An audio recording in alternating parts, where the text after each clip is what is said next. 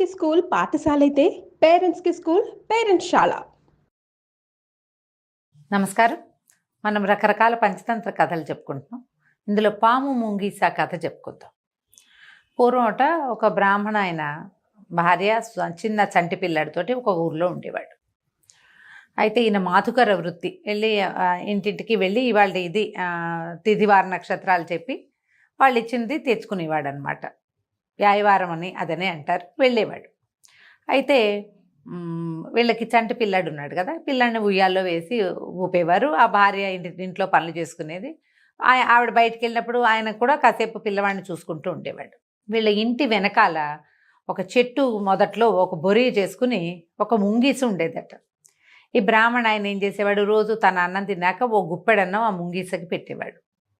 అది కాస్త వీళ్ళ వాకిట్లోకి ఇంట్లోకి తిరుగుతూ ఉండేది, వీళ్ళ దగ్గర తిరిగితే ఈవిడ ఆ భార్య ఏమనేదంటే, ఆ ముంగీసుని ఇంట్లోకి రానిస్తారేంటండి, చంటి పిల్లాడు ఉన్నాడు అంటే బ్రాహ్మణ ఆయన ఏమనేవాడు, అలా ఆలోచించద్దు, సరైన ఆలోచన కాదు, ఇది పెంపుడు జంతువుగా ఉంటుంది, వాకిట్లో ఓ కుక్క ఉంటే అది మన ఏం చేస్తుంది, అట్లాగే ముంగీసు కూడా ఏం పర్వాలేదు, అది సాధు జంతువు, అది మన ఏం చేయదనేవాడు.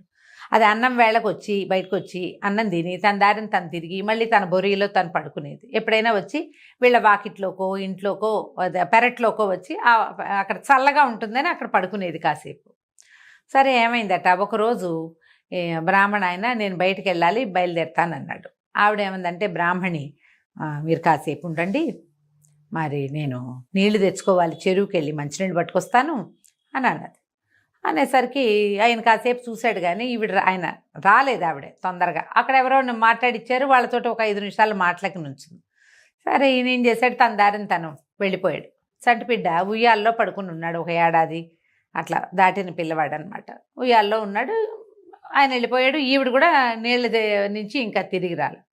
ఇంతలో ఏమైంది, ఈ పెరటి గుమ్మంలో పడుకునున్న ముంగీస ఎందుకో ఆ దాట తలకాయ ఎత్తి చూసేసరికల్లా దానికి వాకిట్లో నుంచి లోపలికి వస్తున్న ఒక నల్లటి తాచుపాము కనపడేసరికల్లా ఈ ముంగీస హడిలిపోయింది. అమ్మో, ఈ పాము వస్తుంది, ఉయ్యాల్లో చిన్న తమ్ముడున్నాడు, పిల్లవాడిని ఏమైనా పాము చేస్తుందని అది ఏం చేసింది, ముంగీస పరిగెత్తుకుంటూ లోపలికి వచ్చేసింది.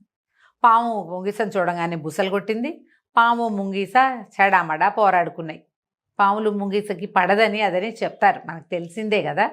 అయితే ఈ పాము యథాశక్తి యుద్ధం చేసింది. ముంగీస మాత్రం ఒకటి తనని తను సహజమైన వైరమే కాకుండా తను ఏ ఇంట్లో అన్నం తింటుందో ఆ ఇంట్లో ఉన్న చంటి బిడ్డకి ఏదైనా అవుతుందేమో అన్న భయంతో ఇంకా వీరోచితంగా పోరాడింది ముంగీస. ఈ పాము ముంగీస పోరాటంలో పాము కాస్త మరణించింది. పాము చచ్చిపోయేసరికల్లా అయితే ఈ పాముని ముంగీస ఏం చేస్తుంది, పళ్ళతో పట్టి కొరుకుతుంది. దాని మూతంతా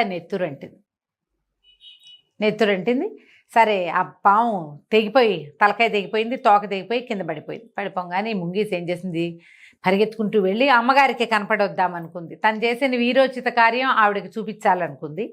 ఇంకా అది బయటికి పూర్తిగా వెళ్ళలా, ఈ గుమ్మంలో నుంచి బయటికి వెళ్తూ ఆ మూతి కంటిన నెత్తురుతోటి. ఈ అప్పుడే మంచినీళ్ళు పుచ్చుకొస్తున్న ఈవిడ ఈ ముంగీస మూతికున్న నెత్తురు చూసేసరికల్లా ఆవిడ హడిలిపోయింది. అమ్మ బాబోయ్, ఇంకేముంది, ఈ ముంగీస మొహంది ఇంట్లోకి వెళ్ళింది, ఈయనేమో వెళ్ళిపోయి ఉంటాడు మాతుకరానికి, ఇది పిల్లాన్ని ఏమైనా కొరికేసిందేమో, ఏమైనా తినేసిందేమో అన్న భయంతో ఆవిడ చేతిలో నిండు బిందెతో నీళ్లున్నాయి, ఆ బిందె ఎత్తి విసిరి కొట్టింది ఆ ముంగీస మీద. కొట్టేసరికల్లా ఎత్తు తక్కువ, ఈ పొడుగు ఎక్కువ, కానీ దానిది చిన్న ప్రాణమే పాపం. అది పళ్ళు పదునుగా ఉంటాయి, అది స్పీడ్గా ఉంటుంది. కానీ ఈవిడ్ని రోజు చూస్తుంది కదా, ఆవిడని చూడంగానే తప్పించుకు పారిపోవటము అలాంటి వ్యవహారం ఏం లేదు. రోజువారీ వాళ్ళ వాకిట్లోనే కదా అది తిరుగుతుంది, అలవాటుగానే చూస్తోంది. అది పాపం ఎదురుగుండా వచ్చేసరికల్లా ఈ బిందె తగలంగానే అది కాస్త తన ప్రాణాలు గుట్టుకోమన్నాయి. ఆవిడ ఈ ముంగీసి పక్కకు పడిపోగానే పరిగెత్తుకుంటూ ఇంట్లోకి వెళ్ళింది. నా బిడ్డో ఏమైపోయాడో అని. తీరా చూస్తే ఉయ్యాల్లో నిద్రపోతున్నాడు పిల్లాడు. అప్పుడు ఆవిడ గమనించింది, ఉయ్యాలకి కొంచెం పక్కగా నేల మీద 3 తుండాలుగా పడి ఉన్న నాగుపాము కనపడింది ఆవిడకి. దానిని ఎత్తురే అక్కడ చిన్న మడుగులాగా కట్టింది. ఏదో కొంతైనా బ్లడ్ ఉంటుందిగా పాముకి. అప్పుడు ఆవిడకి అర్థమైంది, అయ్యో ఈ ముంగీస ఈ పాముని చంపింది, పాపం అది నాకు చెప్పటానికే అది ఆ ఎర్రటి మూతి నెత్తిటి మూతితోటి నా వైపు చూస్తోంది, నేను అది పిల్లాన్ని ఏదో చేసిందని భ్రమపడి దీన్ని బిందేసి కొట్టేశాను, చచ్చిపోయింది. ఆవిడ మళ్ళీ పరిగెత్తుకుంటూ వెళ్ళింది. ఏముంది ఈవిడ వెళ్ళేసరికల్లా అది గట్టి దెబ్బ తగిలేసింది. అప్పటిదాకా ఏదో కెక్కురు మెల్లిగా అది గుడ్లు తేలేసేసింది. పాపం ముంగీస చచ్చిపోయింది. ఈవిడికి పరమ దుఃఖం వచ్చింది. అయ్యో పిల్లాడిని ఏదో చేసిందని దీన్ని చంపేశానే, నేను ఎంత పని చేశాను అని ఏడుస్తూ కూర్చుంది వాకిట్లో. మధుకరానికి వెళ్ళిన బ్రాహ్మణుడు తిరిగి వస్తే వల ఏడ్చింది. అయ్యో ఇంత పని చేశాను, పొరపాటున ఇట్లా జరిగింది, అది లోపల నుంచి వస్తుంటే నాకు ఇట్లా అనిపించింది అనేసరికి ఆయన గట్టిగా కేకలేశాడు. ముందు వెనక చూడకుండా చేసావు కదా నువ్వు, ఏం జరిగింటుందంటే నీకు ఎంతసేపు అది పిల్లాడిని ఏమైనా చేస్తుందేమో అన్న నెగిటివ్ థాట్ తోటి నువ్వు ఈ ఆలోచనే అలాంటిది, నీది నకారాత్మకమైన ఆలోచన. వాకిట్లో తిరుగుతుంది, ముంగిసుంది, మాకేం భయం, మా ఇంట్లోకి పాములు రావు అన్న పాజిటివ్ ఐడియా రాలేదు నీకు. మాకు భయం లేదు, ముంగిస మా వాకిట్లో కాపలా ఉంటుంది, మా ఇంట్లోకి కుక్కలు రావు, పాములు రావు, తేళ్ళు మండ్రగబ్బలు రావు, వస్తే అది పట్టేస్తుంది అన్న ధైర్యంతో ఉంటే నీకు ఇలాంటి ఐడియా వచ్చేది కాదు. అది నీ పిల్లాన్ని ఏమైనా చేస్తుందేమోనన్న బ్యాడ్ ఐడియాతోటి, ఒక చెడు ఆలోచన నీ మనసులో ఉండటం వల్లే నువ్వు ఇంత చెడ్డ పని చేసావు. వృధాగా అన్యాయంగా దాన్ని పొట్టన పెట్టుకున్నావు కదా. వాకిట్లో గుప్పెడు మెతుకులకి ఆశపడి ఉంటుంది పాపం. ఆ గుప్పెడన్నము తిని నీ పిల్లాడి మీదకి రావాల్సిన పాముని, లేదా నీ ఇంట్లో చేరి ఒక మూల దూరి నిన్నే కాటేసేది, నిన్ను పిల్లాడిని నన్ను కూడా రక్షించింది ముంగీస. నువ్వేమో దాని ప్రాణాలు పొట్టన పెట్టుకున్నావు. ఆలోచన విధానం సరైంది కాకపోతేనే ఇట్లా అవుతుంది. బుద్ధి తెచ్చుకో ఇప్పటికైనా. ప్రతి దాంట్లో నుంచి చెడుని తీయద్దు, పాజిటివ్గా ఆలోచించడం తెలుసుకోవాలని బ్రాహ్మడు కేకలేశాడు భార్యను.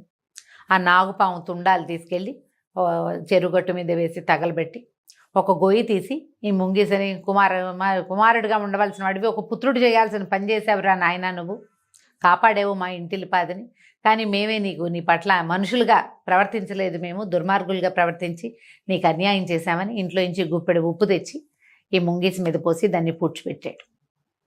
కథ చూడండి ఎలా వెళ్ళిందో.